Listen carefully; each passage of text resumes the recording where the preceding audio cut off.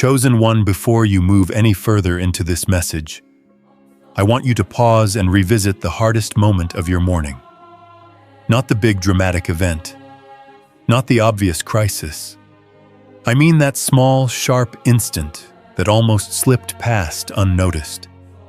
The moment when something inside you flared up.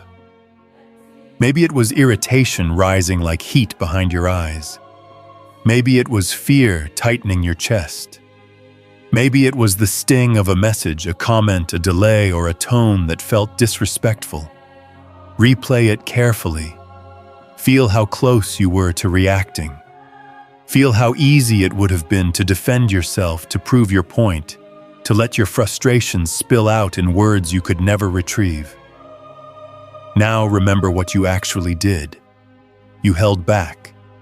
You swallowed the sharp reply. You stayed quiet. You kept moving forward. In that moment, you may have told yourself you were just surviving. You may have even felt weak. You may have thought you let someone win. But what if that interpretation is completely wrong? What if that tiny act of restraint was not weakness at all, but a display of strength so rare that heaven itself leaned in to watch? What if, while you were judging yourself for not being bold enough, not being loud enough, not defending yourself hard enough, something unseen shifted in your favor? There is a perspective you have not considered. While you were in your car or at your kitchen table or staring at your phone screen, wrestling with your emotions, the atmosphere around you changed. The silence you chose was not empty. It was charged. It was intentional. It was powerful. You thought you were barely holding it together. But from a higher vantage point, you were exercising dominion over yourself. And that kind of victory carries weight. You see, heaven does not measure strength the way the world does.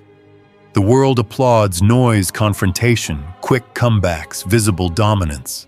Heaven celebrates mastery over the internal storm. The world crowns the loudest voice in the room. Heaven crowns the one who can rule their own spirit when provoked. That moment this morning was not random. It was not insignificant. It was not forgotten. It was noticed. While you were navigating that split-second decision between reaction and restraint, something sacred was taking place. You chose silence over chaos. You chose composure over impulse. You chose alignment over emotion. And that choice echoed far beyond what you could see. There is a celebration that happens when a child of God governs their own heart under pressure. You may not have heard it. You may not have felt it. But it happened. Your restraint was not invisible. It was witnessed. It was honored. It was spoken about. And this is the truth you need to receive before anything else in this message. Heaven celebrated you this morning. Not because you performed perfectly, not because you had no negative thoughts, not because you felt fearless, but because in the midst of tension, you leaned toward the higher version of yourself instead of the lower one. That is strength. That is maturity. That is authority. And this is where we establish the core of what today is truly about. Silence is not passivity. Silence is not surrender. Silence, when chosen intentionally, is coronation. It is the moment you step into a higher level of rule over your own internal world. It is the moment you demonstrate that your identity is not controlled by someone else's behavior. When you refuse to react impulsively, you are not shrinking. You are reigning. You are proving that your peace cannot be purchased by provocation. You are showing that your spirit answers to something greater than your emotions. That is not weakness. That is royalty in action.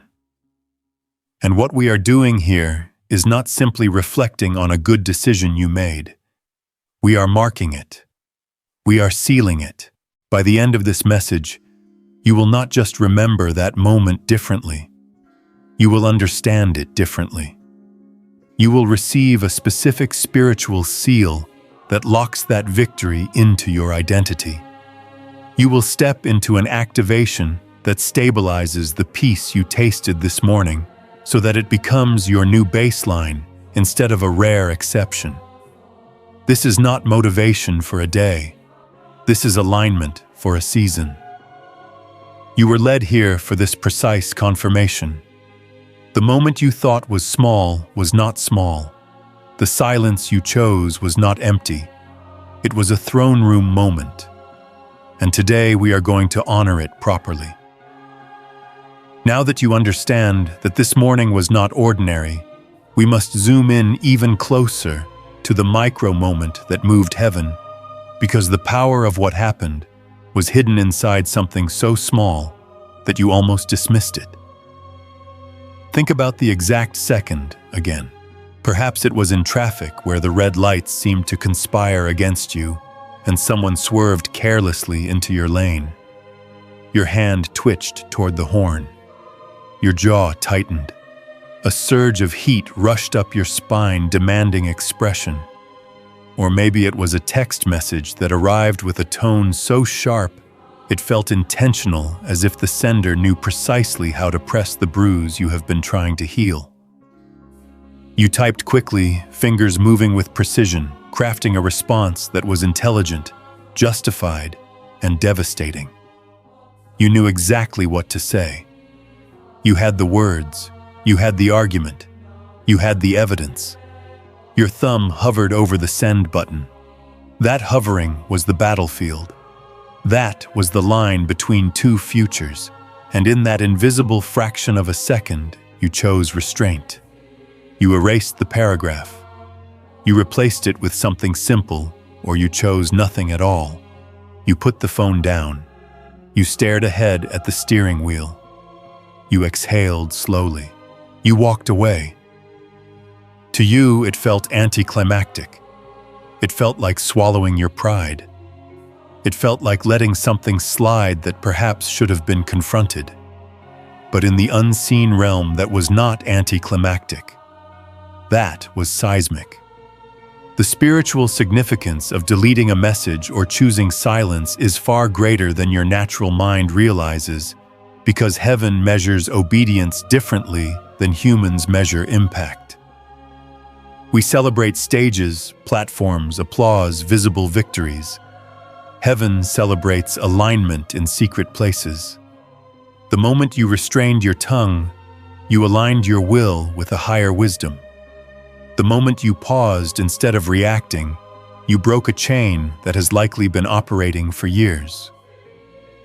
Reactions create cycles. Cycles create patterns. Patterns create identities. When you refused to react, you interrupted a pattern. That interruption is spiritual authority. You must understand this deeply. Small acts of obedience are not small in the kingdom. They are seeds. A seed looks unimpressive in the hand. It is tiny, dry, almost lifeless. But buried in that seed is a forest. In the same way, buried in your restraint was a shift in atmosphere. There are moments when obedience looks dramatic, like standing in front of a crowd and declaring truth. And there are moments when obedience looks like swallowing a sentence that would have wounded someone and wounded you in return. Heaven does not rank them the way you do. In fact, sometimes the quiet obedience carries more weight because it costs you something internal. It costs pride. It costs ego. It costs the immediate satisfaction of being right. That cost is precious currency in the spiritual realm.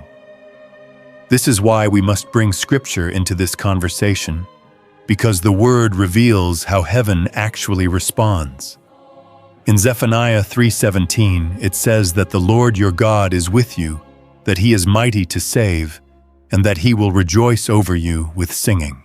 Most people read that line softly, imagining a gentle smile, a polite nod of approval. But the original Hebrew word translated as rejoice is gil, and gil is not calm. It is not reserved. It carries the image of spinning around with overwhelming emotion. It is a word that describes trembling with joy, almost dancing uncontrollably, because delight is too strong to contain. This is not tolerance. This is not reluctant acceptance. This is explosive celebration. When you chose restraint this morning, you did not receive a slow clap from heaven. According to the depth of that word, there was movement. There was joy. There was divine delight so intense it could be described as spinning. Can you imagine that? While you sat there feeling misunderstood or overlooked, the creator of the universe responded with joy that shook the atmosphere. Why would God respond with that level of emotion over something so small? Because obedience in the micro moment proves maturity in the macro calling. Anyone can behave well when there is no pressure. Anyone can speak kindly when they are being praised. But when you are triggered and still choose alignment, you demonstrate transformation.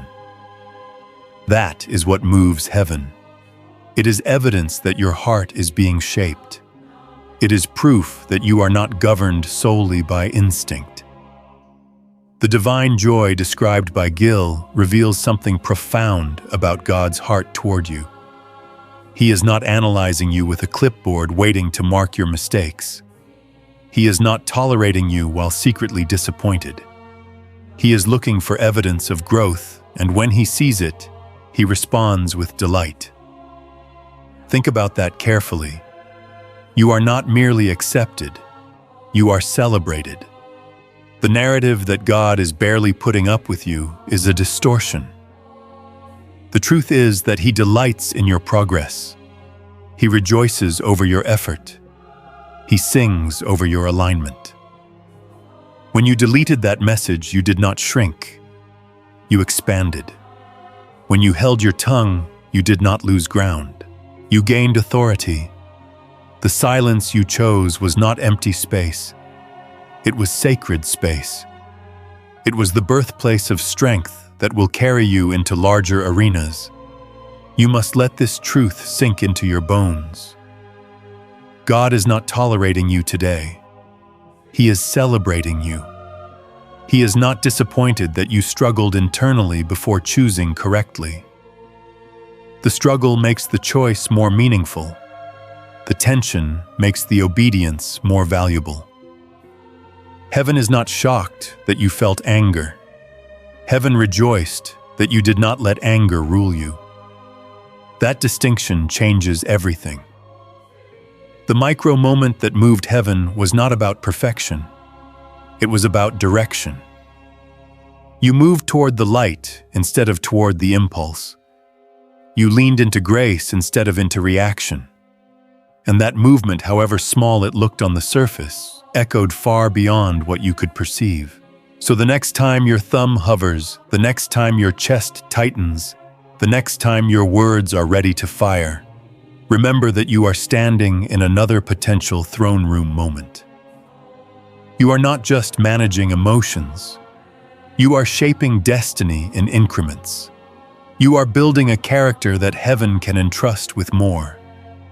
And every time you choose alignment in the unseen place, the sound of Gil rises again.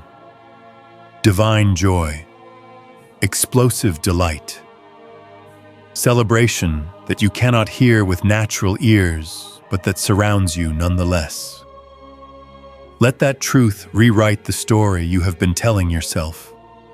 You did not barely survive this morning. You moved heaven. Now that you see how one restrained moment can move heaven, you must understand the deeper battle underneath it. Because what happened this morning was not just about patience, it was about reaction versus dominion. And those two forces are constantly competing for control of your life. Reaction is automatic. It is fast. It feels justified. Dominion is deliberate. It is steady. It feels costly in the moment, but powerful afterward. The enemy's strategy has never been complicated. He does not need to destroy you in one dramatic event. He only needs to extract emotional reactions from you consistently. He pokes you explode. He whispers you agree. He reminds you of an old wound, you relive it. He delays something important, you panic. As long as you react, he maintains access to your energy. Emotional reactions are not neutral. They release words, decisions, and vibrations that ripple outward. They shift atmospheres. They alter relationships. They affect opportunities. The enemy understands this far better than most people do. He does not primarily fight you with visible battles. He fights you with triggers, a look, a comment, a tone, a memory, a comparison, a notification on your phone. He does not need your destruction. He only needs your reaction.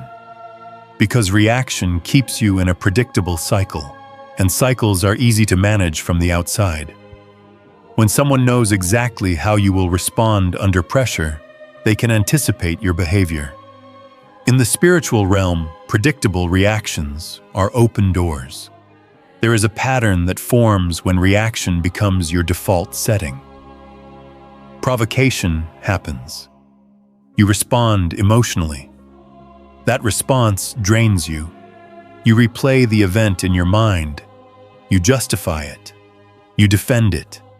You carry it into the next interaction. And before you know it, your day has been shaped not by intention, but by irritation. That is the cycle of provocation and energy feeding. The enemy provokes not because he cares about the specific incident, but because he wants access to your focus. Your focus is fuel. Where your attention goes, your energy flows. If he can keep you offended, he keeps you distracted. If he can keep you angry, he keeps you unstable. If he can keep you defending yourself constantly, he keeps you exhausted. And exhaustion lowers discernment. When you reacted in the past, you may have felt powerful for a moment. It can feel satisfying to say the sharp line. It can feel strong to defend yourself quickly. But look closely at the aftermath. Did it bring peace did it elevate you?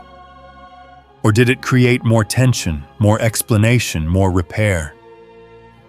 Reaction feels like strength, but often leaves you weaker. Dominion, however, is different. Dominion is the ability to rule your internal state, regardless of external stimulation. When you broke the reaction cycle this morning, you did something the enemy did not expect. You starved the system. Imagine a flame that is trying to spread across dry grass. Every time it sparks, it searches for fuel. Reaction is dry grass. It spreads quickly. But when you respond with silence or calm clarity instead of heat, you remove the oxygen. The flame has nothing to consume. Breaking the reaction cycle does not just protect your peace in the moment. It destabilizes spiritual opposition. The enemy relies on emotional predictability. When you interrupt that pattern, confusion enters his camp. That is why sometimes after you choose restraint, the atmosphere feels strange. It may feel heavy. It may feel tense. That tension is not because you failed. It is because something expected to feed did not receive supply. You must realize how powerful that is. Every time you choose dominion over reaction, you are not just surviving a moment. You are shifting authority. And Scripture confirms this truth in a way that cuts through illusion. Proverbs 16:32 says, "Better a patient person than a warrior one with self-control than one who takes a city." In the ancient world, taking a city was the ultimate display of dominance. It required strategy, force, resources, courage, and endurance. It was public. It was visible. It was impressive. A warrior who conquered a city gained reputation and fear. Yet Solomon declares that someone who controls their spirit is greater than that warrior. Why would Scripture elevate internal restraint above external conquest? Because conquering a city means overpowering walls and soldiers outside of you. Conquering your spirit means overpowering impulses, pride, fear, ego, and insecurity within you. External conquest can be accomplished through physical strength and planning. Internal conquest requires maturity and alignment. The external enemy shouts. The internal enemy whispers. The external enemy stands in front of you. The internal enemy hides inside your reactions. When you react impulsively, the internal enemy governs you. When you pause, assess, and respond intentionally, you govern it. That is dominion. That is strength. That is royalty. You must start seeing your emotional discipline not as suppression, but as sovereignty. There is a difference between bottling emotions and mastering them. Dominion does not deny feelings, it directs them. You felt anger this morning. That does not make you weak. You felt irritation. That does not disqualify you. Dominion entered when you decided that the emotion would not decide for you. That choice elevated you above the stimulus. The warrior who takes a city may command armies. The person who rules their spirit commands themselves. And self-command is the foundation of lasting authority. Think about leaders you respect deeply. It is rarely their loud reactions that make them powerful. It is their composure under pressure. It is the way they do not flinch when provoked. It is their steadiness in chaos. That steadiness is not accidental. It is cultivated dominion.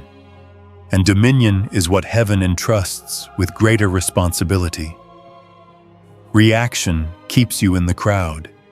Dominion separates you. Reaction makes you common.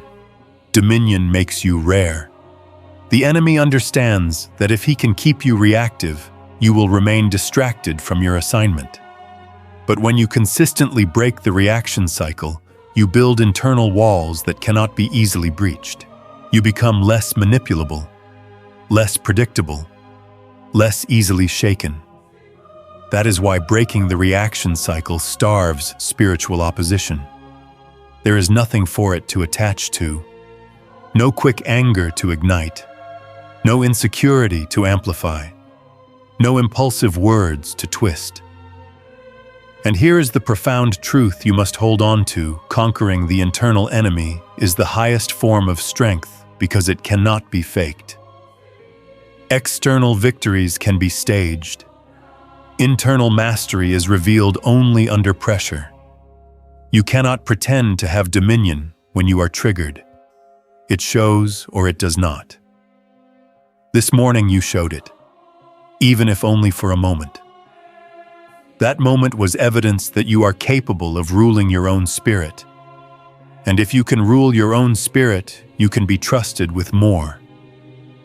So when the next provocation comes, and it will come, remember that you are not being attacked randomly. You are being invited to exercise dominion. You are standing at another opportunity to conquer a city inside yourself. Every time you choose dominion over reaction, you are training your spirit to stand unshaken. You are building muscle in the invisible realm. And that muscle will carry you through tests that once would have crushed you. Reaction shouts. Dominion reigns quietly. And the quiet reign is always the stronger one. Now that you understand the difference between reaction and dominion, the question becomes intensely practical, because awareness alone does not create consistency, and inspiration without structure fades under pressure. So this is where the 3-second pause protocol enters as a framework that turns rare victories into repeatable authority. What happened this morning was powerful, but if you cannot reproduce it intentionally, it becomes a memory instead of a momentum. You were not designed to win by accident. You were designed to rule on purpose. And dominion requires a system. The 3-second pause protocol is not complicated, but do not mistake simplicity for weakness. The most transformative tools are often disarmingly basic. This framework gives you something to reach for in the exact second when your body is preparing to betray your higher intention. Because let us be honest, the battle rarely begins in your thoughts. It begins in your body. Which is why the first movement in this protocol must be what we call the heat check. Before the sharp words form in your mind, before the defensive narrative assembles itself, your body signals you. Your shoulders tighten, your jaw locks, your heart rate accelerates. You feel heat behind your ears or pressure in your temples. Your breathing becomes shallow. These are not random sensations. They are early warning systems. They are signals that you are under emotional attack. Most people ignore these signals and jump straight into reaction. But the heat check teaches you to pause and observe the sensation without immediately obeying it. When you feel that surge, do not speak. Do not type. Do not decide. Simply notice. Name it silently. This is heat. This is pressure. This is the moment before reaction. That awareness alone begins to weaken the impulse. Neuroscience confirms what wisdom has always known: when you label a feeling, you reduce its intensity. By identifying the physical response, you shift from being possessed by the emotion to observing it. That shift is the beginning of dominion. You are no longer inside the storm. You are watching it form. And that is where the second movement of the protocol becomes essential, because awareness creates space, but space must be protected. That protection comes through what we call the Trinity count, the deliberate 3-2-1 inserted between stimulus and response. In the moment of heat, when your pulse is urging you to speak or retaliate, you count slowly in your mind 3-2-1. This is not childish. It is powerful. You are inserting an interruption into a neurological chain reaction. You are disrupting the automatic pathway that leads from trigger to reaction. But more than that, you are symbolically inviting alignment. 3 can remind you of the fullness of divine presence. 2 can remind you that there is a higher perspective and your current emotion. 1 can remind you that you are unified in purpose. The count is not magic. It is intentional delay, and delay is sacred. Reaction thrives on speed. Dominion thrives on pause. Those 3 seconds create a wedge. In that wedge, biology slows down. The surge begins to settle. Oxygen returns to your thinking brain. You move from survival circuitry into reflective awareness. In those 3 seconds, you reclaim choice. And that is where the third movement becomes decisive, because once space exists, you must decide who you are going to be in that space. This is where high self-selection transforms restraint from suppression into leadership. In the silence after 3-2-1, you ask a single question.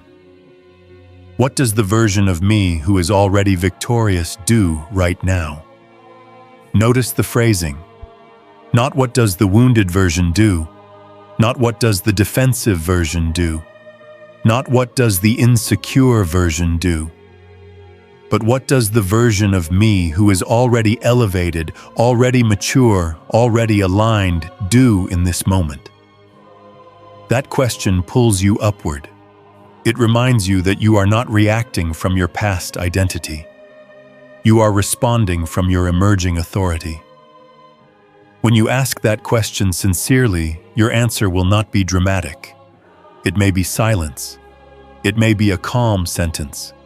It may be choosing to walk away. It may be postponing a response until clarity returns. Whatever the action is, it will feel steadier than the impulse that preceded it. And when you act from that higher selection, something shifts internally. You reinforce a new pattern. The next time heat rises, your system will remember that there is another option. This is how restraint becomes intentional instead of accidental. This is how dominion becomes trained instead of rare. Many people believe self-control is about forcing yourself not to feel. That is not sustainable. The 3-second pause protocol does not deny emotion. It regulates it. It respects the body while refusing to be ruled by it. Over time, this process reshapes your reflexes. The space between trigger and response grows. The heat becomes less intimidating because you recognize it. The count becomes instinctive. The high self question becomes natural. You begin to notice something profound: situations that once hijacked you no longer dominate you. The protocol may feel mechanical at first. That is normal. New patterns require repetition. But what begins as discipline becomes identity. Eventually, you will not need to remind yourself as intensely. The pause will arise automatically. The question will surface on its own. And in that moment, you will realize that you are no longer fighting for peace. You are operating from it. This is not about perfection. There will be moments when you forget to pause. There will be moments when reaction slips through. But every time you return to the protocol, you strengthen the pathway of dominion. Consistency is not built by never failing. It is built by repeatedly choosing alignment after awareness. Imagine what your life would look like if you applied this for 30 days. Imagine the conversations that would shift, the arguments that would dissolve, the opportunities that would remain open because you did not burn them in a moment of impulse. Imagine the respect that quietly grows around someone who cannot be easily provoked. This framework is not merely about emotional management. It is about spiritual authority expressed through practical action. The heat will still come. The triggers will not disappear, but your response will no longer be dictated by instinct. It will be directed by intention. That is the difference between being reactive and being sovereign. And sovereignty chosen one is not loud. It is steady. It is practiced in seconds. 3, 2, 1. And in that sacred pause, you remember who you are. Now that you have a practical framework for pausing, we must go deeper into something many spiritually sincere people overlook, because if you do not understand the biology of spiritual fatigue, you will misinterpret your exhaustion as weakness instead of wiring. You have likely asked yourself why doing the right thing can feel so tiring, why choosing restraint, choosing patience, choosing grace sometimes leaves you drained. The answer is not that you lack faith. The answer is not that you lack discipline. The answer is that you have been relying almost entirely on willpower, and willpower is a limited resource. It is like gripping a heavy weight with your bare hands. You can hold it for a while.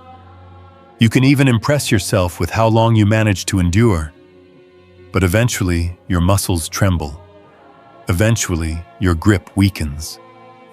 When your entire spiritual life depends on clenching harder every time you are triggered, fatigue is inevitable. This is where understanding your brain becomes liberating rather than threatening. Your brain is not your enemy, but it does have default settings. Most adults operate primarily in what neuroscience identifies as beta brainwaves. Beta is the frequency of alertness, problem-solving, vigilance, and survival. It is useful when you are driving in traffic, managing deadlines, responding to emails, or navigating complex tasks. But beta is also the frequency of stress. It is the frequency of scanning for threats. In beta, your nervous system is slightly braced. Your body is prepared to react. Your perception narrows. Silence feels unnatural. Patience feels costly.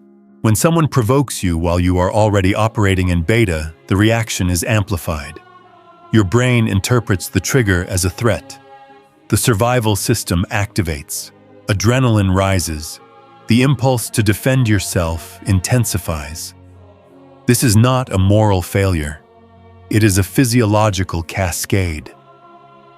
Now imagine trying to live a spiritually elevated life while your nervous system remains in constant low-grade survival mode.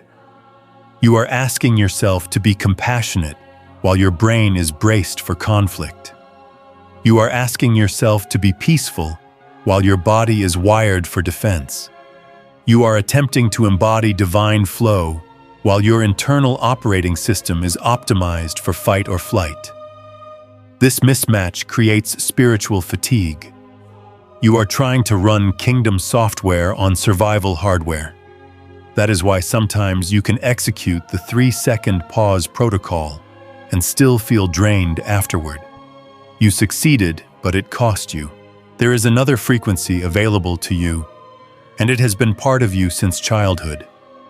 It is known as the theta state.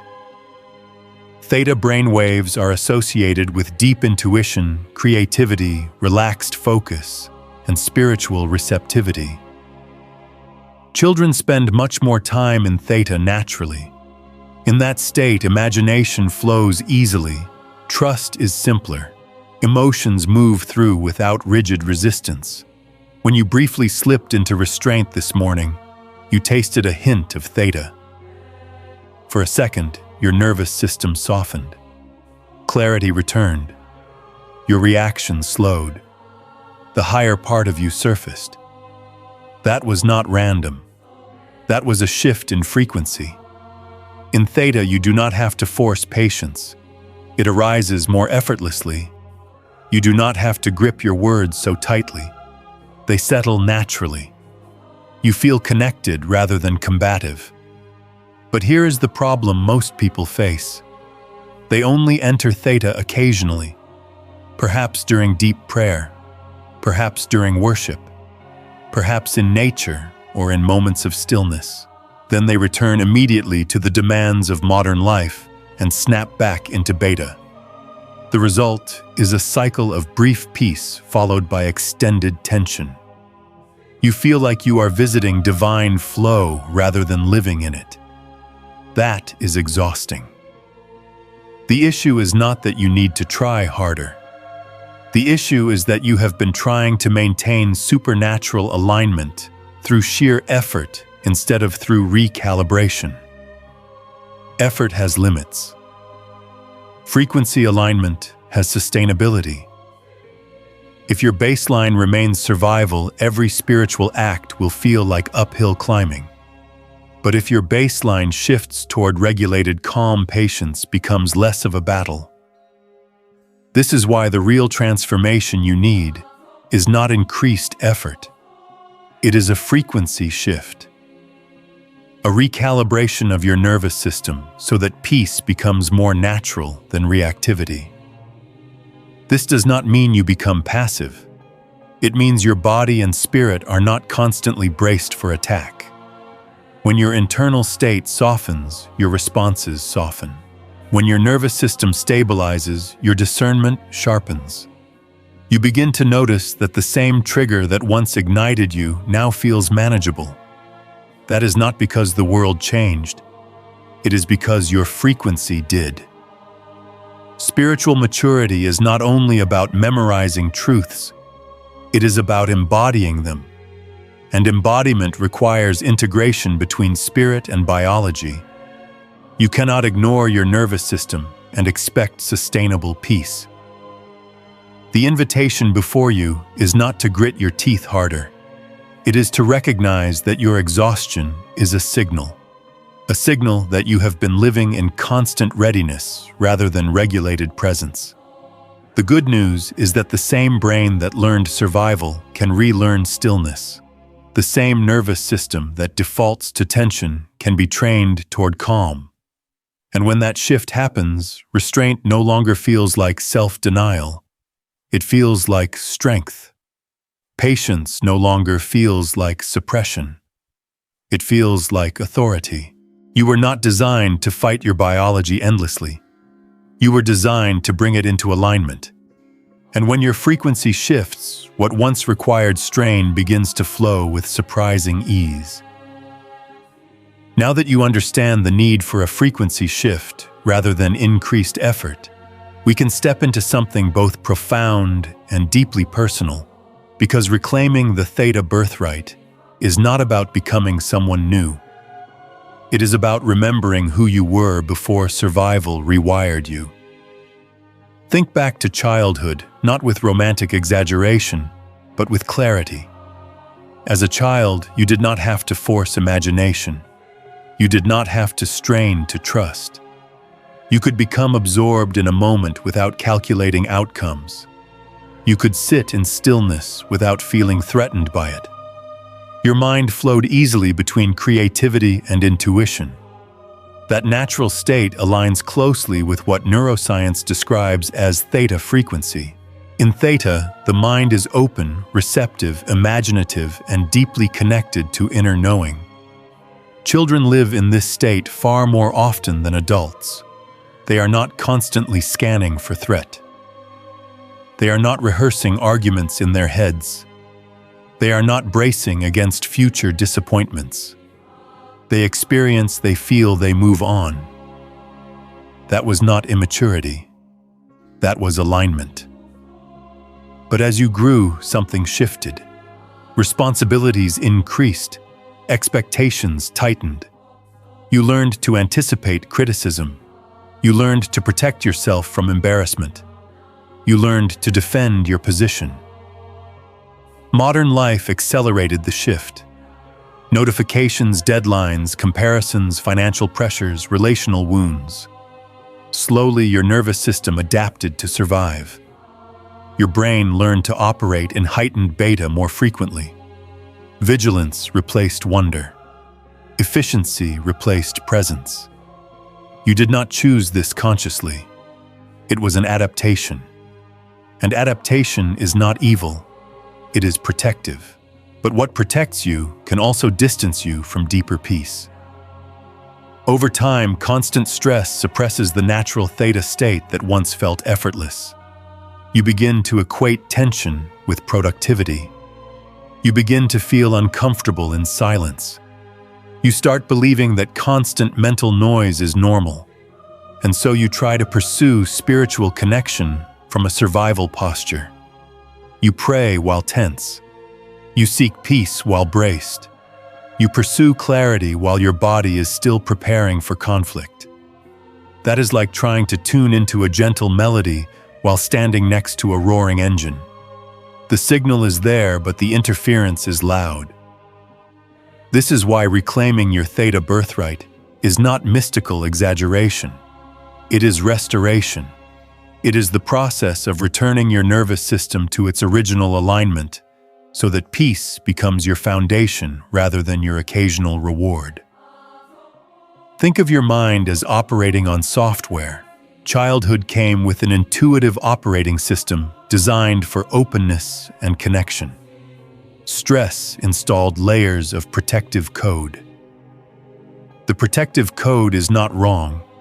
It helped you survive seasons that required alertness. But survival mode was never meant to be permanent. It was meant to be situational. Restoring your original spiritual operating system does not mean discarding responsibility. It means recalibrating your baseline from hypervigilance to grounded awareness. This is where tools that support neurological regulation become relevant. When we speak about the Genius Wave sound technology, we are not speaking about magic or superstition. We are speaking about targeted sound patterns designed to gently guide the brain back into theta frequency. Sound influences brainwaves. This is measurable. Just as certain rhythms energize you and others relax you, Specific frequencies can entrain the brain toward states associated with intuition, creativity, and calm focus. Instead of forcing your mind into stillness, through sheer effort, sound can assist the transition. It acts like a tuning fork. When two tuning forks are placed near each other, and one vibrates at a certain frequency, the other begins to resonate. In the same way, carefully engineered sound can help your brain resonate with theta more consistently. This is not a replacement for spiritual practice. It is a support for it. When your nervous system settles, prayer feels different. Reflection deepens. The 3-second pause becomes easier because your baseline is less reactive. You are no longer fighting upstream every moment of the day. Stabilizing peace biologically does not reduce spirituality. It enhances embodiment. If your body is perpetually tense, spiritual insight struggles to root deeply. But when your biology softens, spiritual truths integrate more fully. Imagine beginning your day with 7 minutes of intentional recalibration. Instead of launching immediately into notifications and stress, you guide your brain into theta. Your breathing slows, your muscles release subtle tension, your mind clears. From that state, you move into your responsibilities not as someone braced for impact, but as someone anchored in presence. The triggers will still appear. The world will still move quickly, but your internal frequency will be steadier. Over time, the contrast becomes noticeable. Situations that once consumed your energy now feel manageable. Conversations that once escalated now de-escalate naturally. You find yourself responding with clarity rather than strain. That is what happens when peace is stabilized biologically, not just pursued spiritually. You were not designed to fight your nervous system daily. You were designed to align it. Reclaiming the theta birthright is not about returning to childhood innocence without wisdom. It is about integrating childlike receptivity with adult discernment. It is about living in a way where intuition and composure are not rare events, but familiar territory. And when that restoration begins, restraint no longer feels like a battle you barely survive. It feels like the natural expression of who you truly are. As you begin to stabilize your frequency and recognize your growing authority, another battle often rises quietly from within. And this is where the imposter accusation attempts to undermine everything you have just built. It does not usually arrive loudly. It slips in as a whisper. It says, "Who are you to think you are growing? Who are you to believe heaven celebrated you? If they saw your thoughts 10 minutes ago, if they knew what you still struggle with, they would take that smile back." This inner whisper is subtle but piercing. It does not attack your behavior directly. It attacks your identity. It suggests that your moments of dominion are temporary performances. It tries to convince you that you are pretending to be mature while secretly flawed. And because you are honest with yourself, because you are aware of your weaknesses, the accusation can feel believable. You remember the thoughts you did not act on. You remember the emotions that surged even though you restrained them. You remember past failures that still echo faintly in your memory. The imposter voice feeds on that awareness. It tells you that true strength would mean never feeling the heat at all. It implies that if you were truly aligned, you would not struggle internally. But here is the truth that dismantles that accusation. Guilt and conviction are not signs of fraudulence. They are signs of conscience. A true imposter feels no tension about integrity. A true fraud does not wrestle with their motives. The fact that you care, the fact that you examine your heart, the fact that you feel discomfort when your thoughts drift in unhealthy directions is proof that your spirit is alive. Conviction is evidence of connection. If you were numb, if you were indifferent, if you felt no internal check that would be cause for concern.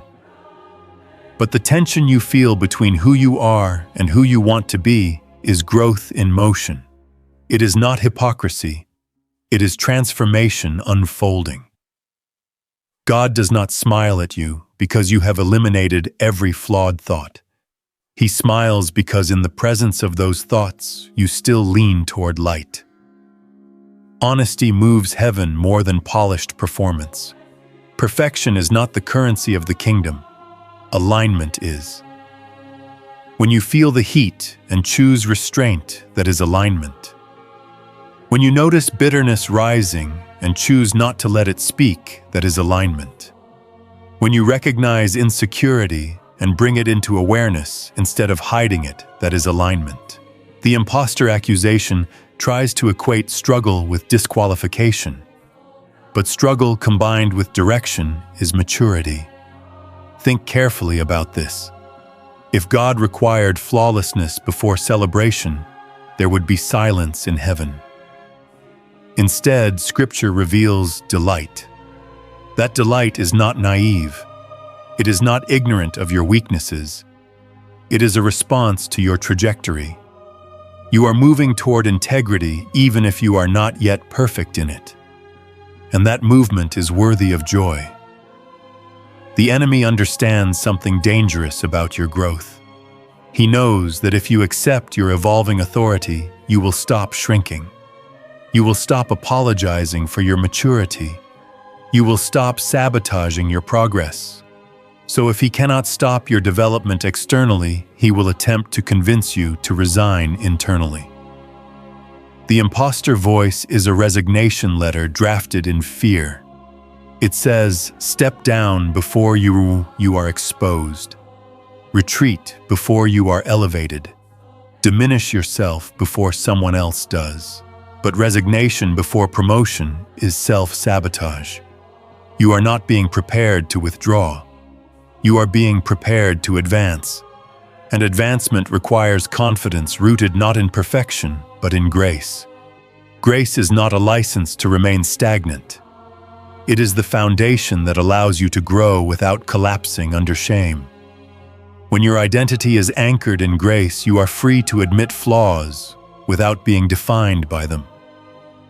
You are free to improve without pretending you have already arrived. You are free to hold authority without demanding flawlessness from yourself. That is stability. That is strength. When the imposter accusation surfaces, do not argue with it aggressively. Observe it. Recognize it as a tactic. And then remind yourself gently that authenticity includes imperfection. The goal was never to eliminate humanity. The goal is to align humanity with higher wisdom. Every leader who carries real authority has wrestled privately. Every mature soul has faced the whisper of inadequacy. The difference between those who rise and those who retreat is not the absence of doubt. It is the refusal to surrender to it. You are not a fraud because you still feel tension. You are human becoming refined.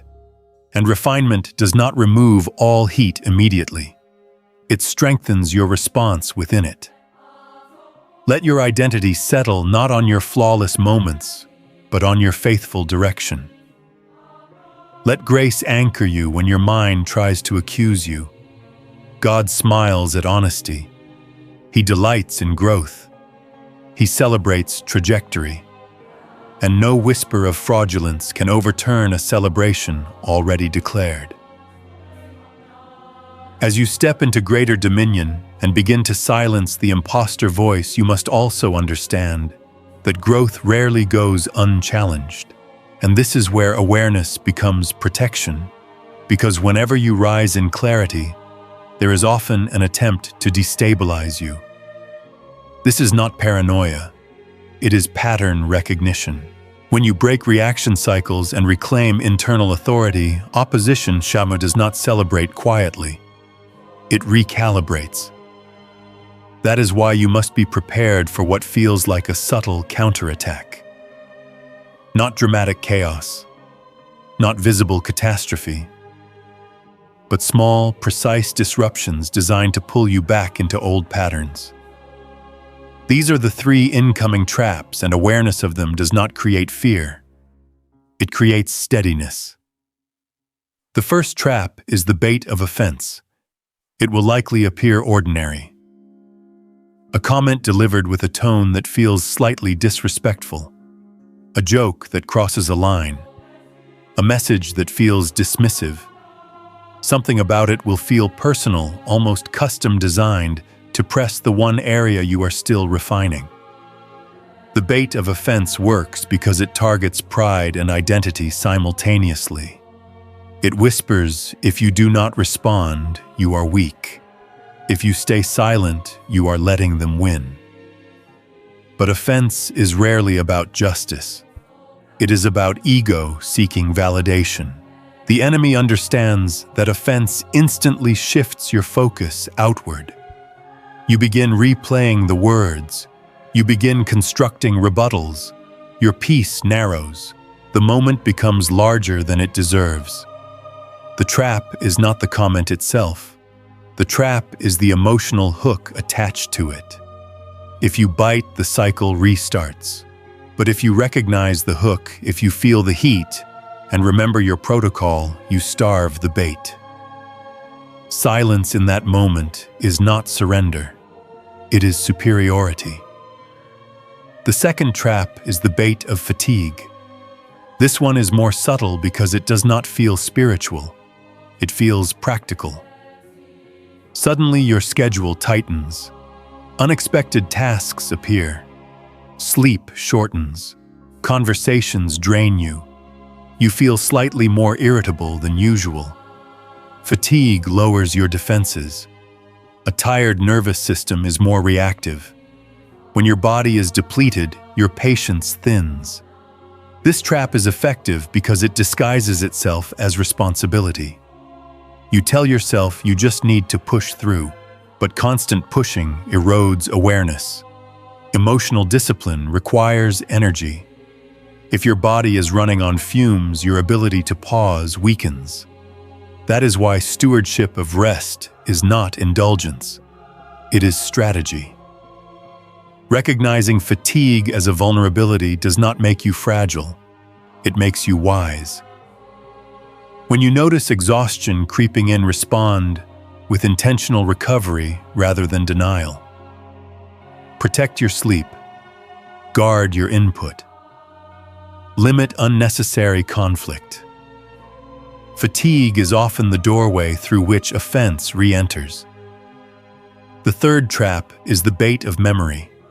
This one can feel the most disorienting because it targets your identity. An old failure resurfaces in your mind. A past embarrassment replays. A voice reminds you of who you used to be. The whisper says, "This growth is temporary. You will always be that version." Memory can be redemptive, but weaponized memory is different. It drags you backward instead of teaching you forward. The bait of memory attempts to collapse your progress by reattaching you to your former identity. If you accept that narrative, you begin reacting from your past instead of responding from your present authority. That is why awareness is critical. When an old memory surfaces with shame attached, pause. Ask whether this is conviction leading to refinement or accusation attempting to shrink you. There is a difference. Conviction invites growth. Accusation invites retreat. Scripture instructs you clearly in this dynamic. 1 Peter 5:8 says to be sober-minded and alert, because your adversary prowls like a roaring lion seeking someone to devour. To be sober-minded does not mean emotionally numb. It means not intoxicated by emotion. It means your reactions are not hijacked by impulse. It means you are aware without being overwhelmed. A roaring lion is loud by design. It relies on intimidation. But volume does not equal authority. The roar of offense, fatigue, or memory may feel intense. That intensity does not mean you are losing ground. It means pressure is being applied. Emotional discipline in these moments is not suppression. It is stability. It is the quiet confidence that recognizes the tactic without internalizing it. When you remain sober-minded, the roar becomes background noise instead of command. The 3 traps are not inevitable failures. They are invitations to reinforce your dominion. Every time you recognize offense and refuse to bite, you grow stronger.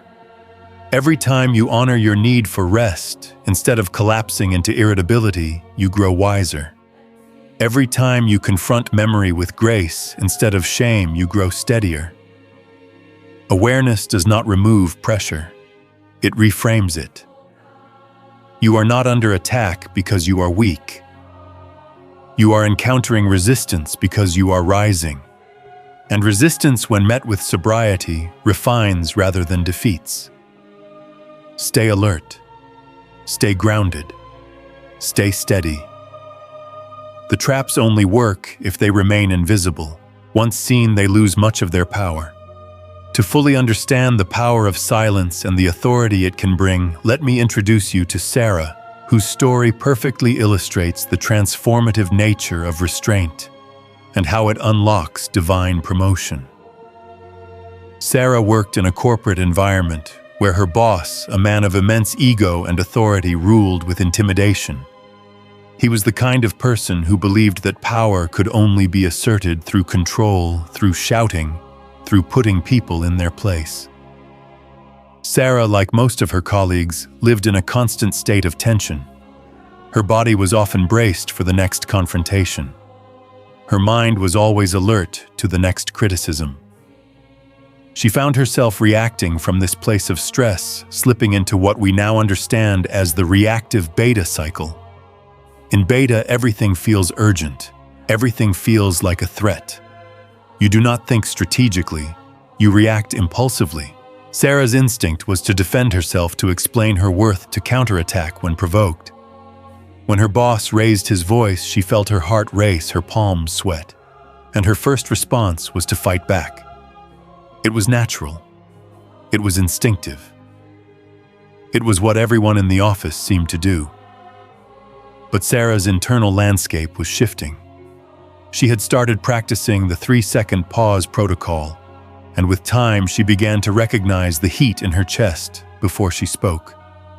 She began to feel the tightening in her throat when she felt wronged. One day, after another long meeting, where her boss lashed out in front of the entire team, something different happened. Sarah felt the heat rise. Her instinct screamed for her to defend herself, to push back, to challenge his authority. But instead of reacting in the familiar cycle of tension, she paused. She took a deep breath and mentally counted 3, 2, 1. She felt the clarity return. The pulse in her temples slowed. Her thoughts settled. In that moment, she asked herself, what would the version of me who is already victorious do right now? And she chose silence. Not an awkward silence, but a powerful one. Her response was simply to stand still and look him in the eye, not with defiance, but with calm assurance. The room fell quiet. Her colleagues were watching. Her boss was confused. He had expected a fight. He had anticipated her to crumble under the pressure, to apologize, or to respond with defensiveness. Instead, Sarah's silence disarmed him. It was supernatural calm under pressure. It wasn't passive. It was authoritative. Her silence communicated that she was unshaken, that her value was not up for debate, that she had nothing to prove. And in that quiet, something shifted. Her colleagues began to view her differently. They saw strength in her composure. They saw leadership in her restraint. They respected her more than ever before. That moment of grace was visible to everyone in the room. It wasn't a show. It wasn't a tactic. It was the manifestation of inner strength that had been cultivated over time through restraint, through awareness, through silence. Sarah did not retaliate with words. She responded with presence. She didn't need to argue. She didn't need to defend. Her leadership was now clear, not because of what she said, but because of what she chose not to say. In the days that followed, Sarah's reputation began to change. It wasn't just her colleagues who took notice. Higher-level executives who had previously seen her as just another team member began to observe her calm under fire. They began to see the leadership potential that had always been there, but had been hidden under layers of reactive behavior. 2 days later, Sarah was called into a meeting with an executive who had been quietly watching the situation. This executive told her, "I've never seen anyone handle pressure with that much grace. We need that kind of leadership in this company."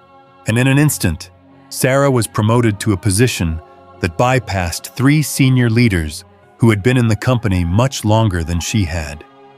The promotion was not just a reward for her professional achievements, but for the strength of character she had displayed.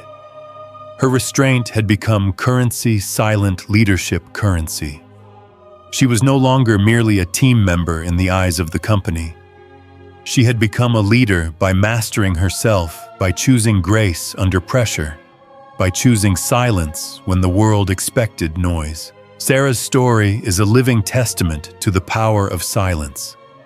Silence, when used as a tool of dominion, is not passive. It is not avoidance. It is the conscious choice to remain unshaken in the face of provocation. Silence in moments of tension does not diminish your authority. It expands it. It magnifies it. It announces that you are in control of yourself and, by extension, your environment. Leadership is not about speaking the loudest or defending yourself the most. It is about embodying peace, stability, and strength that others can feel even when you do not say a word. Sarah's promotion was not an accident. It was a result of consistent internal alignment. She had cultivated the ability to respond to pressure not with reaction, but with presence. She had learned that leadership is forged not in confrontation, but in composure. Silence is not a lack of leadership. It is leadership in its most powerful, unspoken form. When you choose silence in moments of stress, you choose to elevate your internal state above external chaos. That choice speaks louder than any words, and in that silence your authority grows just as it did for Sarah. As you move forward, remember that silence is not a retreat. It is an advance. It is currency in the kingdom. And with it you will find promotion that others cannot take from you because it is rooted in a strength no one can shake. Now that we have established the framework for silence, restraint, and dominion, it is time for something far deeper than just knowledge. This is where teaching transitions into activation. Everything you have learned, everything you have absorbed in your spirit must now move from theory to reality. This is not just another message to consume. This is an invitation to step into your spiritual inheritance, to claim what you have been prepared for. The courts of heaven are open to you right now. It is not just about listening.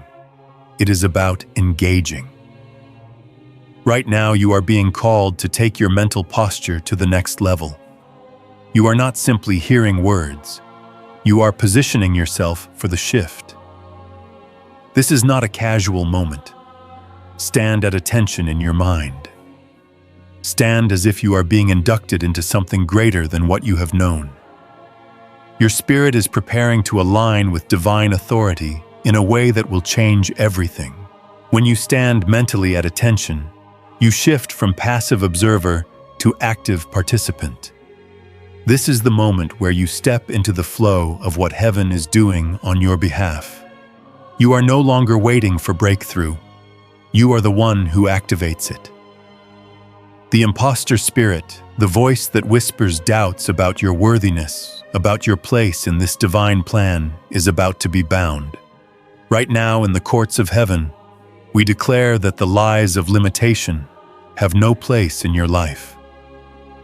We are binding that spirit, the voice that tells you that you are not ready, that you are not capable, that you don't deserve the promises God has for you.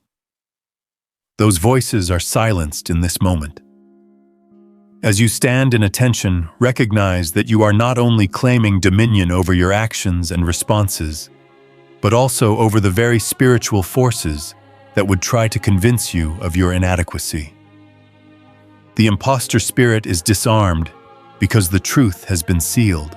The truth of who you are in God's eyes, the truth of your calling, the truth of your victory. Now we move to the sealing of this victory. You are not just hearing this teaching today. You are absorbing it into your very being. We are sealing this victory into your spiritual DNA. This is no longer just a concept you understand intellectually. It is an identity shift. It is an internal transformation that will manifest externally. As you take this moment to align, heaven seals your position as a conqueror, as a chosen one. This victory is no longer just yours to fight for. It is yours to stand in. It is part of who you are now. Heaven recognizes this shift, and it is being permanently anchored in your spirit. This sealing is not a temporary thing. It is a divine foundation, a victory that cannot be undone. But with this victory, we also declare something crucial: future traps will not take you by surprise. The enemy, in his desperation, will try to create future stumbling blocks to destabilize you. He will attempt to bring up old issues, try to stir up past insecurities, or cause delays in your progress. But right now, we break those traps before they manifest. We decree that the next 40 days will be marked by favor, by clarity, and by breakthrough. No weapon formed against you shall prosper. The enemy's attempts to undermine your progress will be rendered powerless. As you step into this next season, know that the doors that have been locked will swing wide open. Relationships that have been stagnant will begin to shift. Financial breakthroughs are being unlocked. Your health will experience a shift toward alignment and vitality. In this moment, you are not just walking into new opportunities. You are walking in full alignment with God's purpose for you. For the next 40 days, expect acceleration. Expect divine redirection. Expect alignment in ways that were once unimaginable. Heaven is moving behind the scenes. What was once delayed is being released. What was once closed is being opened. What was once out of reach is now at your fingertips. This is not coincidence. This is divine timing. This is the result of standing at attention, binding the imposter spirit, and allowing the victory to be sealed into your very being. The next season of your life is not coming with uncertainty. It is coming with confirmation. You are stepping into a new chapter, not as a survivor, but as a commissioned agent of heaven, carrying divine authority and favor in every area of your life. Stay in this posture. The next 40 days will be your proof. Your victory is sealed, and the gates of opportunity are swinging wide open. As we close this moment of activation and shift, you must understand that this is not merely a passage from one phase to another. This is a transformation that moves you from the waiting room of preparation into the throne room of action. You have not been overlooked. You have not been forgotten. You have been in training for a divine purpose, and now you are being called to rise. This is your moment to transition, not just in spirit, but in identity. The waiting is over. Heaven has been preparing you for this very day, and now it's time to walk into the fullness of what has been ordained for you. The question heaven is asking you right now is this: will you carry this glory? This question is not a test of your ability. It is a declaration of what is being entrusted to you. Glory does not rest on someone who is not ready. Glory rests on those who have been shaped through trials, tested through silence, and chosen for this very season. The divine question is not about your worth. It is about your willingness. Will you carry this glory? Will you step into the assignment God has been preparing for you, not with hesitation, but with authority? The shift you are undergoing is not just in your actions. It is in your very identity. You are no longer just a survivor. You are a commissioned officer in the kingdom. That survivor mentality, the one that has kept you in defense, in struggle, in constant waiting, has been broken. You are not just existing anymore. You are moving forward with purpose, with power, and with the authority that comes from the throne room itself. This is not a self-appointed position. This is a divine commission. And with this commission comes a new identity. You have been chosen, marked, and sealed for a higher calling. Your survival was never about just enduring the storm. It was about being equipped to lead after the storm. The strength you have gained, the wisdom you have harvested, the grace you have learned to walk in it, was all for this moment. Now, as you declare your readiness, heaven is recording your response. The words you speak, the promises you make, the commitment you embrace, they are being sealed in the courts of heaven. This is not just a spiritual moment. This is a legal one. You are stepping into a new identity, one that cannot be undone. Heaven is taking note of your declaration, and that declaration is the activation of the covenant. This is where your identity shifts from a survivor to a commissioned officer. The survivor fought to stay alive. The officer fights with strategy, purpose, and authority. You are no longer fighting for survival. You are fighting for dominion. You are moving from the place of struggle into the place of reigning. So now take a moment to sit in silence. Do not rush past this moment. Let the weight of this coronation settle in your bones. Let the shift settle in your spirit. Allow the power of what has just taken place to fully land within you. Your identity has been shifted. Your authority has been sealed, and the destiny you have been waiting for is now within your reach. You are not just surviving anymore. You are reigning. From this moment forward, let every decision, every action, and every thought align with the truth that you are no longer just a bystander in your own story. You are the commissioned officer. You carry the glory. You walk in the authority that heaven has granted you. Your life is no longer dictated by circumstances. It is led by the divine plan unfolding before you. So step into this new season with confidence, with courage, and with the awareness that you are not just surviving, you are reigning. You are no longer waiting for your breakthrough. You are the breakthrough.